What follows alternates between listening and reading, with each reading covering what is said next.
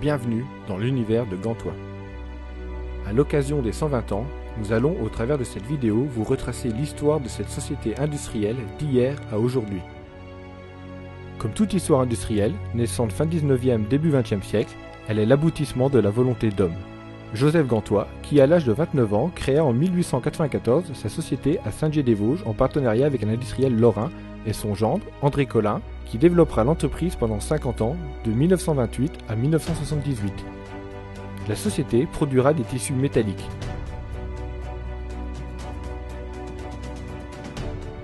C'est en 1900 que la société s'implante à sa localisation actuelle, à l'époque en périphérie de la ville. En ce début du XXe siècle, Joseph Gantois a l'ambition que son entreprise soit connue et reconnue comme le spécialiste incontestable du trou métallique au sens large. Fabricant et façonnier déjà des tissus métalliques caractérisés entre autres par leurs trous appelés mailles, il eut l'idée de proposer des trous obtenus par perforation de feuilles métalliques. Ainsi, il sera à la fois tisserand, perforateur et si besoin façonnier à la demande du client. Nous sommes encore loin d'être à l'ère du jetable. Les clients recherchent des produits robustes et Joseph Gantois, qui l'avait bien compris, recherche comment véhiculer une telle image de ses produits. C'est ainsi qu'en 1900, la société Gantois se dote comme logo visuel d'un rhinocéros, symbole de force, tentant de faire rompre un produit gantois. La devise « Ma corne s'y brise » y est associée, véhiculant l'image de robustesse des produits. Afin de développer les affaires, il fallait que la société se rapproche de ses clients. Ainsi, en 1902, un dépôt fut créé sur Paris, et dès 1905, des catalogues furent édités en anglais et en allemand. Comme cela était le cas dans l'environnement économique de l'époque, un grand nombre d'entreprises faisaient de l'intégration verticale d'activités. Gantois, à son niveau, n'a pas échappé à ce mode de pensée. Et, en 1907, elle installe une tréfilerie fil fin à Montureux-sur-Saône dans les Vosges pour y produire son propre fil fin acier de tissage. Puis, en 1923, elle fera l'acquisition d'une tréfilerie fil gros acier et grillagerie à Fismes, dans la Marne. Les années 20 en France sont au sortir de la guerre une période d'insouciance et de vie facile. C'est une période d'essor économique tirée par les nouvelles industries, que sont le pétrole, la chimie et l'électrique utilisatrice de systèmes de filtration. C'est aussi l'émergence d'un nouveau mode de production qu'est le travail à la chaîne qui se développe partout et dans des industries utilisatrices de tissus métalliques et de tôles perforées comme l'automobile et les biens de consommation. La France vit ses années folles. En 1925, Gantois est inscrit à la cote de la Bourse des valeurs de Nancy, une des 7 bourses régionales françaises qui seront absorbées par la Bourse de Paris en 1990 lors de la mise en place des systèmes de cotation électronique. Devant l'évolution des moyens de communication et de la modernisation des outils de production, la société va, pour se développer, investir en permanence et se rapprocher de ses clients pour toujours mieux les servir. Pour ce faire, elle va acquérir de nouveaux équipements industriels modernes et implanter des ateliers régionaux et agences commerciales sur le territoire national. Après Paris, on verra entre autres Lyon en 1932, puis Bordeaux en 1933. La crise économique, conséquence du krach américain d'octobre 1929, se traduira en France entre 1931 et 1936 par une chute des exportations, une baisse de production et une hausse du chômage. La France souffre du manque de compétitivité de ses produits et des dévaluations des monnaies dans les autres pays. Les industries traditionnelles, peu performantes et fortement endettées sont les plus touchées et les faillites se multiplient. Les secteurs de la pétrochimie, de la chimie et de l'énergie, eux, ne sont pas touchés, bien au contraire, ce qui est une bonne chose pour Gantois. Gantois passe plutôt bien cette période et le dirigeant prend la décision de se doter d'un vrai siège social à Saint-Dié-des-Vosges, digne de véhiculer une image flatteuse et de force, de puissance de l'entreprise. En 1937, l'édification du siège social qui le reste encore aujourd'hui est achevée avec en son cœur, dans la rotonde d'accès, un vitrail fait par l'artiste lorrain Georges Janin, illustrant les métiers de la société. Vitrail principal qui est aujourd'hui inscrit au titre des monuments historiques. Dans cette première partie du XXe siècle, il était courant de trouver au sein de grandes entreprises des écoles de formation permettant de formaliser les savoirs en taylorisant les tâches et ainsi pouvoir disposer d'une main-d'œuvre conforme à ses attentes. Pour disposer des meilleurs ouvriers, techniciens et experts aptes à faire fonctionner les équipements en perpétuelle évolution, Gantois se lança dans la formation. Ainsi, dès 1936, la société commence par assurer la formation de ses apprentis au sein de ses locaux et, en 1949, elle construira un bâtiment pour encore mieux les accueillir. Cela durera pendant une trentaine d'années avec l'ordre de 40 élèves par an. L'après-guerre, de 1945 à 1973, la France, comme la grande majorité des pays développés, connaît des années de croissance forte. Nous sommes dans les 30 glorieuses. La demande explose, soutenue par un accès aisé aux énergies. Les marchés, consommateurs de produits à trous, sont en tension. Le bâtiment, le traitement de l'eau, l'alimentaire, les transports, les biens d'équipement ménagers, industriels et des collectivités. Des confrères voient le jour, et on parle pas encore de concurrents, car on a besoin de tous pour servir la demande du marché. Toutefois, le principal atout des entreprises qui réussissent réside dans la conquête des parts de marché, déterminant le volume de production. Ainsi, de 1950 à 1973, Gantois fera croître ses capacités de production par croissance interne ou externe, à savoir la construction de près de 30 000 m² pour la production, la création de nouvelles implantations à Marseille, Lille et Rennes, l'acquisition de 3 concurrents dans le Nord, de Tréfilerie des Vosges à Plombières-les-Bains, de Tôle Artois à Béthune et de la manufacture des toiles et treillis métalliques en Belgique. Au-delà du premier choc pétrolier de 1973, le monde a changé. La demande commence à devenir inférieure à l'offre. C'est la fin de la période où l'entreprise domine le client dans ses transactions et où l'offre détermine les conditions du marché. C'est la fin de l'économie de production et du pouvoir du producteur, de l'expert technique. On rentre dans l'économie de marché, le client va dominer l'entreprise. Après le temps de la grande série vient celui des séries plus courtes. Les confrères deviennent des concurrents nationaux et on va devoir batailler pour conserver et conquérir les clients. Les fonctions commerciales se renforcent. Il s'agit de produire ce que veut le marché en observant, comprenant et proposant avant les autres. Encore plus qu'avant, la course à la part de marché est une priorité pour l'atteinte au plus vite de taille critique et la gestion des marges prend le pas sur la gestion des coûts de revient. La croissance externe au travers d'acquisitions, surtout pour élargir les gammes, ou l'attaque commerciale de concurrents pour les faire disparaître et récupérer des ventes additionnelles sont de mise. Gantois mènera la bataille et fera de 1980 à 2000 2 acquisitions majeures. Tis Metal à Reims, producteur de tapis transporteurs. Gervois à Pont-Rémy dans la Somme, spécialiste du tricotage métallique, renforcera ses implantations géographiques sur le territoire national par la création de 3 dépôts, Rouen, Toulouse, Orléans, et par l'ajout de 18 000 m² au niveau des agences précédemment existantes pour améliorer son service de proximité. Poursuivra dans l'augmentation de ses capacités de production avec la construction de près de 32 000 m². Cherchera de nouveaux marchés au travers de la prise de participation dans la société suisse X, revendeur de produits métalliques en Suisse, et la création d'une filiale américaine, Metal Weave, dédiée à la fourniture de tissus métalliques. Innovera pour se démarquer avec le dépôt de 1982 à 2001 de 34 marques et 19 modèles déposés comme la Perfolis, le Rigidrin, le Bel Air, le Stop Gliss, les décors Neptune, Pluton, Thalassa et Anti-Graffiti, l'Armédia, le Voilalu.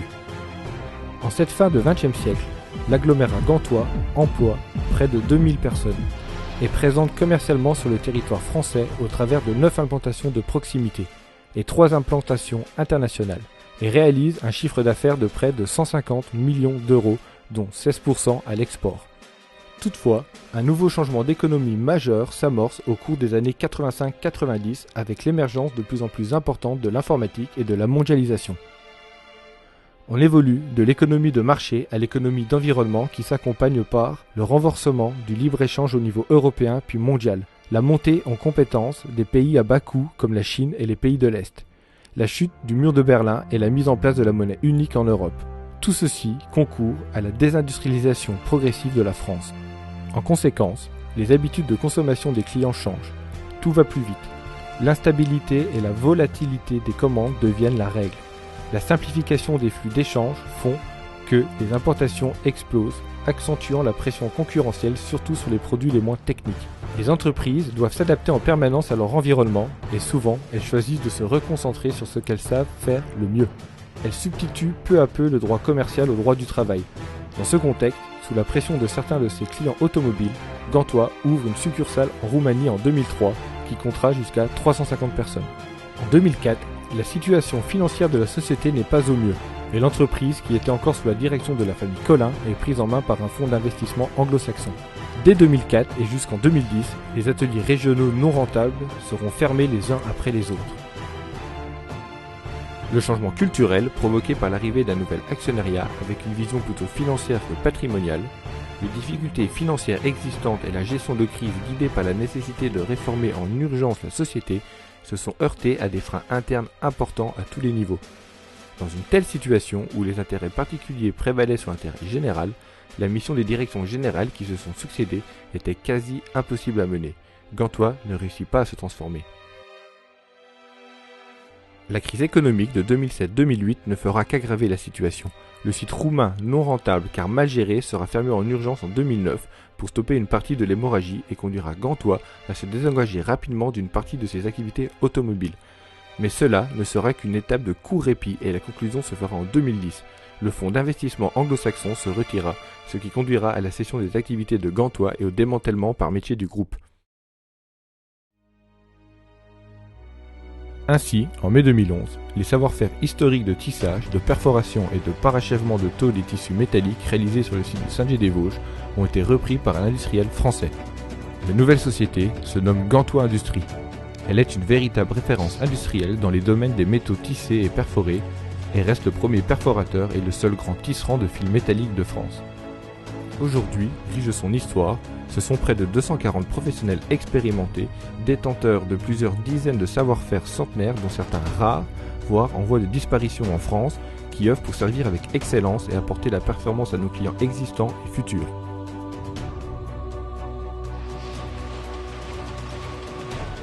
Nos capacités de réalisation sont: côté tissage métallique, la capacité d'ourdir, de rentrer et de tisser toutes les matières tréfilées courantes de diamètre 20 microns à 2 mm, mais aussi des spéciales à la demande.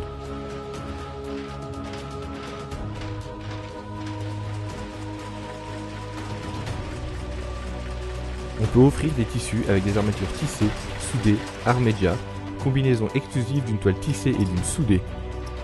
Les tissus peuvent être livrés en panneaux ou rouleaux avec des lisières coupées, rabattues, soudées, bordurées ou pliées, et traités thermiquement, chimiquement et également d'aspect. Mais aussi assemblés, façonnés.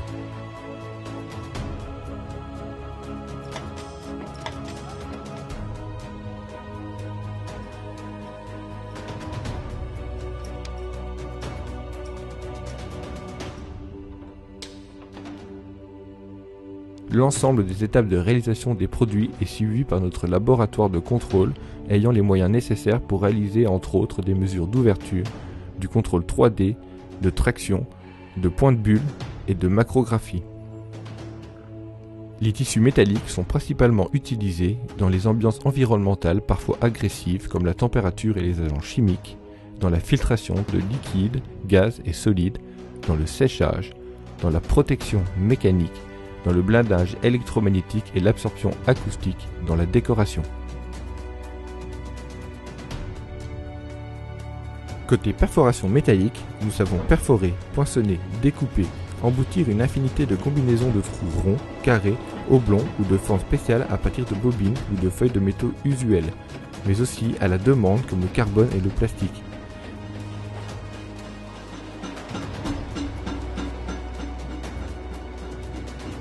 Dans des épaisseurs de 0,2 à 20 mm et des largeurs pouvant aller jusqu'à 1500 mm.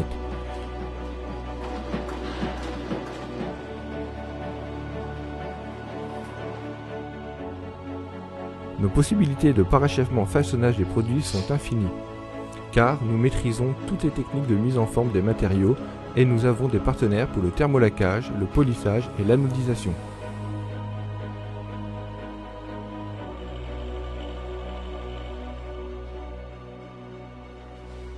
Nous contrôlons chaque étape du processus pour assurer un produit de qualité à nos clients. Nous évoluons dans un monde où la tôle, et en particulier la tôle perforée, est partout dans notre quotidien, sans même nous en rendre compte. Les applications de la tôle perforée sont en effet multiples et elle est là pour donner vie à quantité d'objets, de formes, de structures et d'ambiance. Regardez bien autour de vous, entre autres dans les domaines de la filtration, dans toutes sortes d'environnements plus ou moins agressifs, de la ventilation,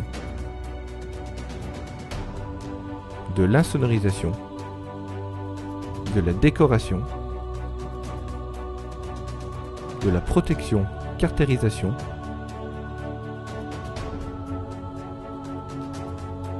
de surfaces antidérapantes.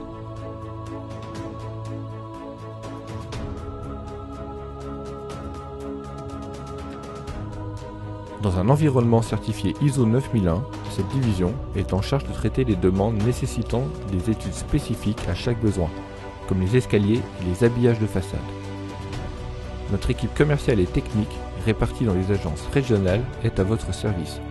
Elle est adossée à un bureau d'études, nous permettant de mener des études architecturales, des études techniques avec entre autres la fourniture de notes de calcul, des études financières, pour faire simple, des études approfondies et rigoureuses pour proposer des solutions parfaitement adaptées aux besoins spécifiques de nos clients dans le respect des normes les plus draconiennes, dont celles des établissements recevant du public et celles portant sur l'accessibilité des personnes à mobilité réduite. Que ce soit en escalier hélicoïdal ou droit, adaptable à toutes les situations en extérieur comme en intérieur, reconnus pour leur qualité technique et esthétique, mais aussi en habillage architectural utilisant les formes et la transparence, créés au travers du métal pour habiller des volumes extérieurs ou intérieurs comme des façades, garde-corps, faux plafonds, nos savoir-faire vont à la rencontre de la créativité de nos clients. Leurs seules limites seront dimensionnelles, mécaniques ou imaginatives. Le métal est un matériau noble, solide, esthétique, durable et recyclable à volonté. Nos milliers de réalisations et de clients satisfaits depuis des décennies sont les meilleurs ambassadeurs de notre potentiel, de notre sérieux et de notre professionnalisme. N'hésitez pas à nous consulter pour vos projets, même les plus fous. Industrie. Elle est en charge de la fourniture de composants façonnés ou non, composés de tissus ou de tôles métalliques de petites, moyennes ou grandes séries nécessitant la réalisation de pièces standards ou spécifiques à la demande des clients, principalement dans le monde de l'industrie. Nos clients sont présents dans tous les secteurs d'activité, de l'aéronautique, avec comme client Airbus, en passant par l'automobile, le ferroviaire, l'alimentaire, la chimie, l'énergie, l'environnement, les process et équipements industriels jusqu'aux métalliers serruriers et pour finir par les revendeurs de produits métalliques. Nous sommes capables de répondre à des demandes sous 24-48 heures grâce à un stock de produits toujours disponible, mais aussi grâce à un bureau d'études et à nos experts aux demandes de sur-mesure faites par les clients dans un environnement certifié aéronautique EN 9100 et ISO 9001. N'hésitez pas à solliciter nos équipes commerciales qui sont à votre service. Dans un contexte environnemental en constante mutation, la performance d'une entreprise n'est pas son profit historique, mais sa capacité à créer des résultats futurs. Réorganiser, recentrer, ce ne sont pas des buts en soi, ce sont des points de passage obligés pour aller à l'offensive. Ce que nous visons, c'est la compétitivité, c'est apporter la performance à nos clients et partenaires exigeants et d'en développer de nouveaux dans le respect des exigences réglementaires et légales. Notre mission, c'est nos clients, toujours mieux les satisfaire et mériter leur confiance. Nos valeurs sont la qualité, c'est responsabiliser et former nos collaborateurs à refuser tout compromis en matière qualité pour satisfaire nos clients. L'hygiène et sécurité, c'est réduire les risques au maximum et fournir un environnement de travail adapté. L'environnement, c'est produire propre. L'amélioration continue, c'est pour servir nos clients avec des solutions compétitives.